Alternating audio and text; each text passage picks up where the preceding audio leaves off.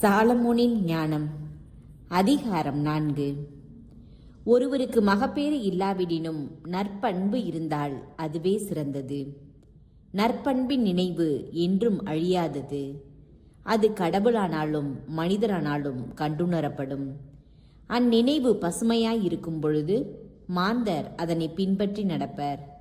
அது நீங்கியதும் அதற்காக ஏங்குவர். மாசற்ற பரிசுகளுக்காக நற்பண்பு போராடி வெற்றி வாகை சூடி காலமெல்லாம் பீடு நடை போடுகிறது. இறை பற்றில்லாதவர்கள் எண்ணற்ற பிள்ளைகளை ஈன்ற போதிலும் அவர்கள் தளிர்ப்பதில்லை. மன வாழ்க்கைக்கு புறம்பே பிறந்த வழிமரபு ஆழமாய் வேரூன்றுவதில்லை, உறுதியாய் நிற்பதும் இல்லை. சிறிது காலம் அவர்கள் கிளைவிட்டு செழித்தாலும் உறுதியற்றவர்களாய் காற்றினால் அழைக்கழிக்கப்படுவார்கள். காற்றின் சீற்றத்தால் வேரோடு களைந்தெறியப்படுவார்கள். அவர்களுடைய கிளைகள் வளர்ச்சி அடையும் முன்பே முறிக்கப்படும். அவர்களுடைய கனிகள் பயனற்றவை. உண்பதற்கு ஏற்ற அளவு பழுக்காமையால் அவை பாழாய் போகும். முறைகேடாய் பிறந்த பிள்ளைகளே தீர்ப்பு நாளில் தங்கள் பெற்றோரின் கூடா ஒழுக்கத்திற்கு சாட்சியாய் இருப்பார்கள். நீதிமான்களின் எதிர்பாராத முடிவு.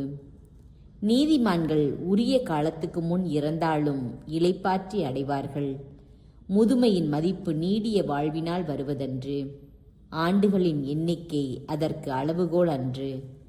ஞானமே மனிதர்க்கு உண்மையான நரைத்திரை. குற்றமற்ற வாழ்க்கையே உண்மையான பழுத்த முதுமை. நீதிமான் ஒருவர் இறைவனுக்கு ஏற்புடையவராகி அவருடைய அன்பை பெற்றார். பாவிகள் நடுவில் வாழ்ந்து கொண்டிருந்த பொழுதே அவரால் எடுத்துக்கொள்ள பெற்றார். தீமை அவரது அறிவு கூர்மையை திசை திருப்பாமல் இருக்கவும் வஞ்சகம் அவரது உள்ளத்தை மாசுபடுத்தாமல் இருக்கவுமே அவர் எடுத்துக்கொள்ள பெற்றார். தீமையின் கவர்ச்சி நன்மையானவற்றை மறைத்து விடுகிறது. அலைக்கழிக்கும் இச்சை மாசற்ற மனதை கெடுத்து விடுகிறது. அந்த நீதிமான் குறுகிய காலத்தில் நிறைவு எய்தினார். நீண்ட வாழ்வின் பயனை அடைந்தார். அவரது ஆன்மா ஆண்டவருக்கு ஏற்புடையதாய் இருந்தது. தீமை நடுவினின்று ஆண்டவர் அவரை விரைவில் எடுத்துக்கொண்டார். மக்கள் இதை பார்த்தார்கள், ஆனால் புரிந்து கொள்ளவில்லை. ஆண்டவர் தாம் தேர்ந்து கொண்டோர் மீது அருளும் இரக்கமும் காட்டுகின்றார். தம் தூயவர்களை சந்தித்து மீட்கிறார் என்பதை அவர்கள் மனதில் ஏற்கவும் இல்லை. இறந்து போன நீதிமான்கள் உயிர் வாழ்கின்ற இறை பற்றில்லாதவர்களை கண்டனம் செய்வார்கள்.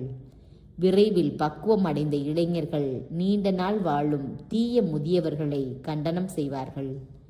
இறை பற்றில்லாதவர்கள் ஞானிகளின் முடிவை காண்பார்கள். ஆனால் ஆண்டவர் அவர்களுக்காக எத்தகைய திட்டம் வகுத்துள்ளார் என்றும் எந்த நோக்கத்திற்காக அவர்களுக்கு பாதுகாப்பு அளித்துள்ளார் என்றும் அறிந்து கொள்ள மாட்டார்கள். அவர்கள் ஞானிகளைக் கண்டு ஏளனம் செய்வார்கள்.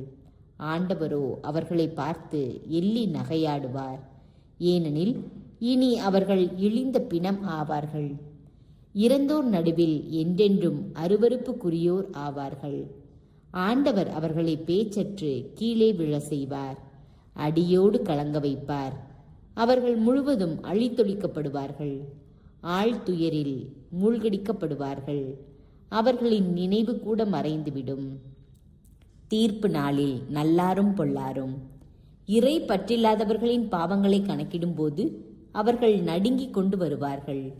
அவர்களுடைய நெறிக்கிட்ட செயல்கள் அவர்களுக்கு எதிராக நின்று குற்றம் சாட்டும்.